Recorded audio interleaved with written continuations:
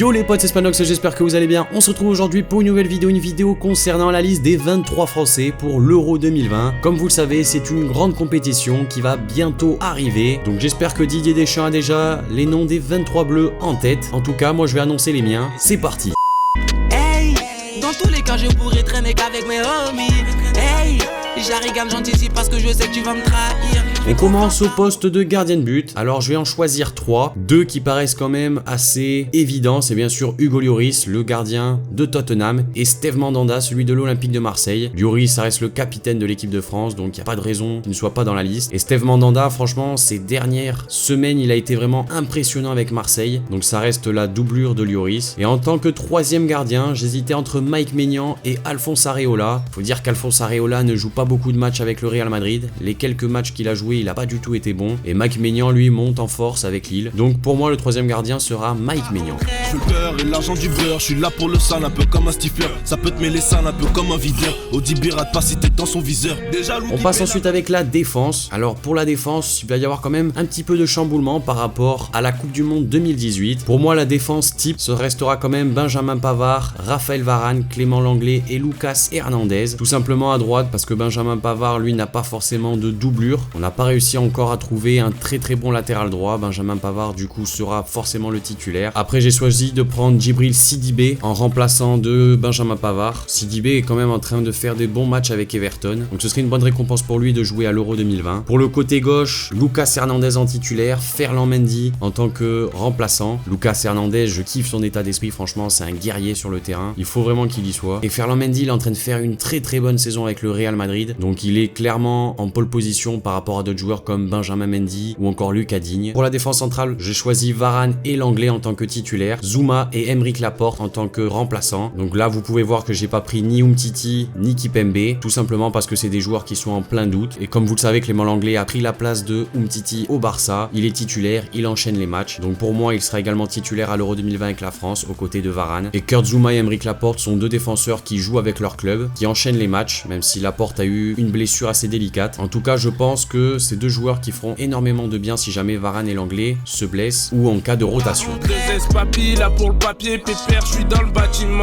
Et l'autre idiot fait que parler, on sait pas pourquoi il ment.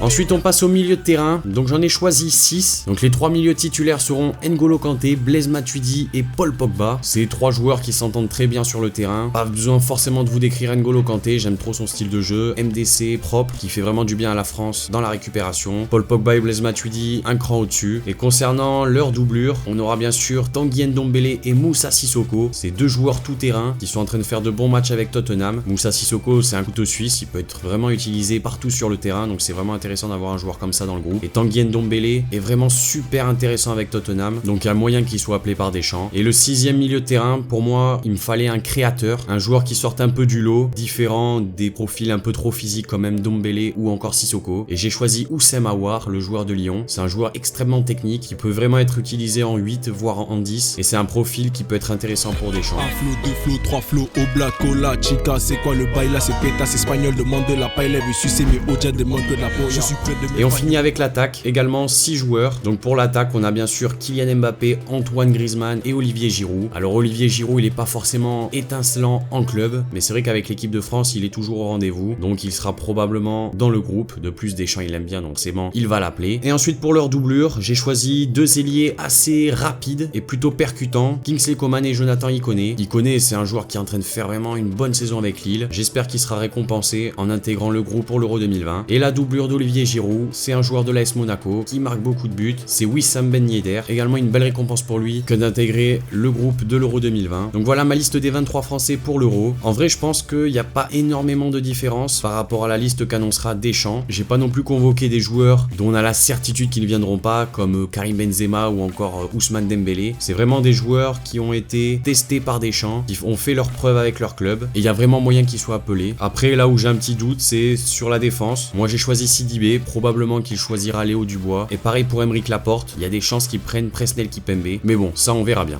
Donc voilà les amis, cette vidéo concernant la liste des 23 Français pour l'Euro 2020 est maintenant terminée. N'hésitez pas à me dire dans les commentaires ce que vous en avez pensé. Également, super important et ça m'intéresse vraiment, notez-moi dans les commentaires votre liste des 23 pour l'Euro 2020. Je lirai ça avec attention. Lâchez le like si la vidéo vous a plu. Abonnez-vous si c'est pas déjà fait. Et moi je vous dis à la prochaine pour une nouvelle vidéo. C'était Spanox. Allez, salut tout le monde. Besoin de sous, fais pas le fou, on sait qui part. Et quand ça court, comme dans Bulma, elle veut des bisous dans le cou. Appelle-moi après si tu veux des cours. Hey, y a plus personne quand c'est tendu. Les 3-4 ces bâtards sont vendus. Et fais pas bouillon, tu me connais. Et c'est que le dit, moi je te promets. Je les connais par cœur. Et ces enfants, c'est que je peux les distancer. C'est trop